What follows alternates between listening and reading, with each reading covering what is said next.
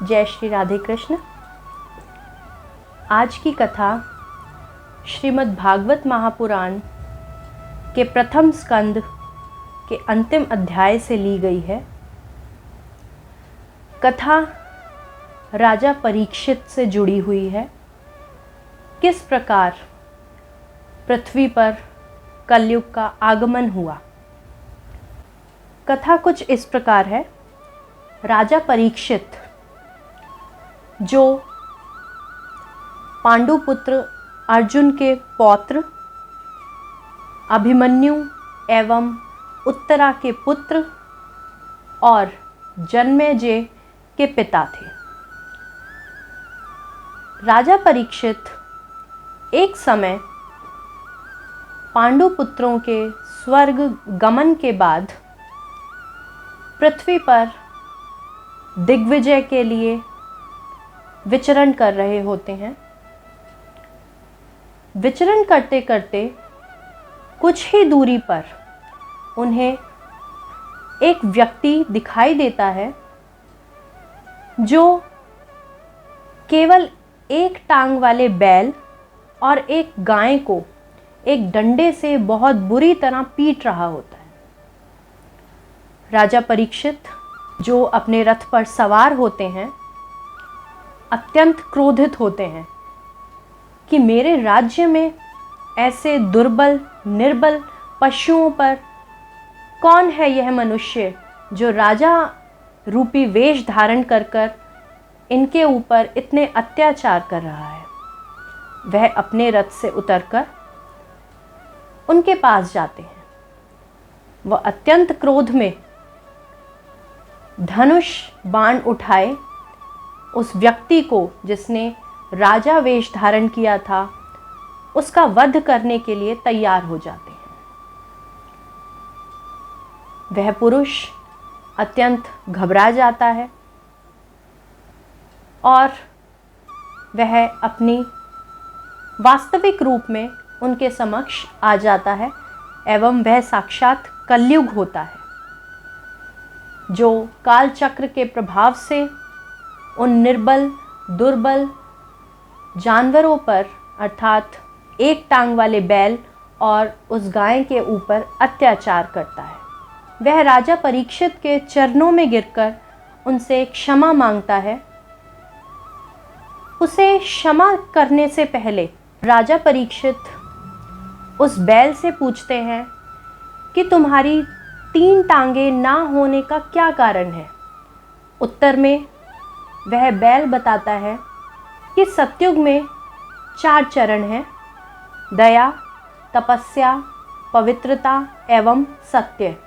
दया तपस्या पवित्रता ये सब श्री कृष्ण के जाने से इस पृथ्वी पर समाप्त हो गई हैं। केवल सत्य बचा है जो मेरी एक टांग के रूप में यहाँ स्थित है। इस प्रकार वह राजा परीक्षित को धर्म का ज्ञान देता है। राजा परीक्षित हाथ जोड़कर उनके समक्ष खड़े हो जाते हैं एवं कहते हैं आपकी बातों से आपकी धर्म की बातें सुनकर ऐसा महसूस होता है कि आप साक्षात धर्म हैं एवं ये साक्षात गौ माता पृथ्वी रूप है। उत्तर में वे कहते हैं जी राजन, मैं साक्षात धर्म एवं ये गौ रूप पृथ्वी हैं। राजा परीक्षित जो अत्यंत क्रोधित थे अपना धनुष उठाते हैं जिससे वे कलयुग का वध कर सके। कलयुग उनके चरणों में गिर जाता है एवं माफ़ी मांगने लगता है। हे राजन, मैं काल चक्र के प्रभाव से इस पृथ्वी पर आया हूँ। ब्रह्मा जी के शब्द हैं जिन्हें मैं नहीं झुठला सकता। काल चक्र के प्रभाव से मुझे पृथ्वी पर ही रहना होगा। कृपया कर मुझे कुछ स्थान अवश्य दे जहाँ मैं रह सकूँ। उत्तर में परीक्षित समझ जाते हैं कि ब्रह्मा जी के वचन नहीं झुठलाए जा सकते। इसलिए जो 4 स्थान राजा परीक्षित कलयुग को देते हैं वे 4 स्थान होते हैं असत्य वचन कहने वाले लोग, मदिरा सेवन करने वाले लोग, परस्त्री गमन करने वाले लोग एवं हिंसा करने वाले लोगों के बीच में। अब कलयुग राजा परीक्षित से हाथ जोड़कर प्रार्थना करता है कि हे राजन, ये चारों स्थान ही बुरे स्थान हैं, कृपया कर कोई अच्छा स्थान भी दीजिए। उत्तर में राजा परीक्षित उन्हें कहते हैं, सुवर्ण अर्थात धन या सोना, इन स्थानों पर भी तुम निवास करोगे।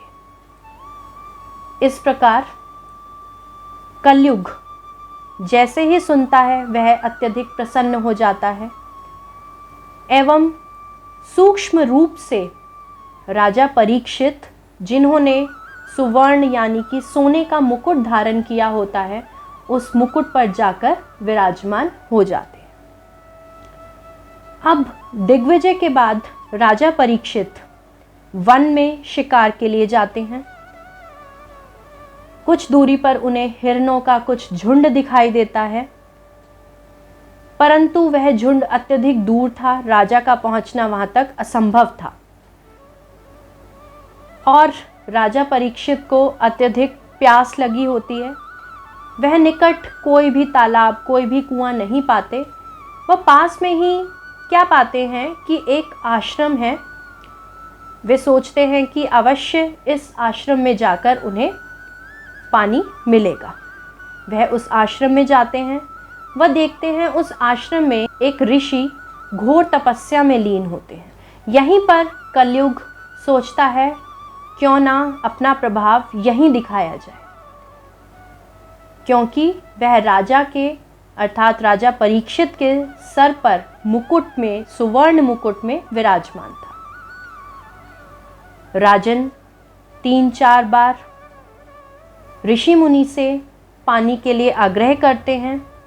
वह उत्तर में ऋषिवर, क्योंकि घोर तपस्या में लीन थे, वह राजा को आमंत्रित नहीं करते, उनका सेवा सत्कार नहीं करते और कलयुग के प्रभाव से राजा परीक्षित अत्यधिक क्रोध में आ जाते हैं।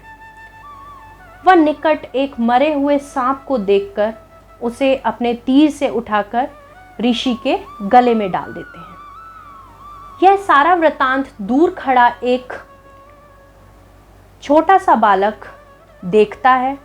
वह जाकर शमिक ऋषि जो तपस्या में लीन थे, उन्हीं के पुत्र श्रृंगी ऋषि जो स्नान कर रहे थे, जाकर उन्हें सारा वृतांत बताता है कि किस प्रकार एक व्यक्ति ने मरा हुआ सांप तुम्हारे पिता के गले में डाल दिया। श्रृंगी ऋषि बहुत क्रोधित होते हैं एवं अंजलि में जल लेकर शाप देते हैं कि आज से 7वें दिन वही नाग जिस भी व्यक्ति ने मेरे पिताजी के गले में डाला है, वही नाग तक्षक नाग का रूप लेकर उस व्यक्ति को डसेगा और वह व्यक्ति मृत्यु को प्राप्त होगा।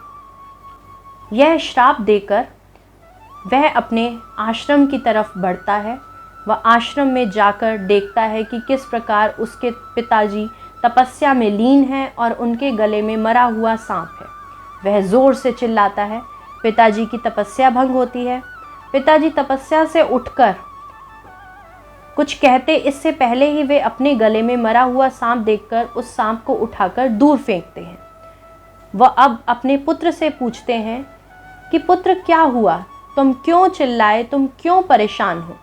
उत्तर में पुत्र सारा वृतांत बताता है कि किस प्रकार उनके गले में यह सांप आया।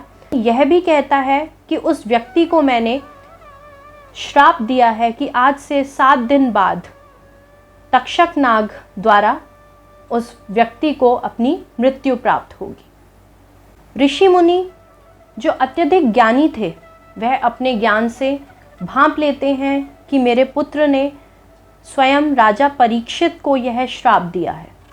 वह अपने पुत्र से कहते हैं कि मूर्ख बालक, तूने यह घोर पाप किया है।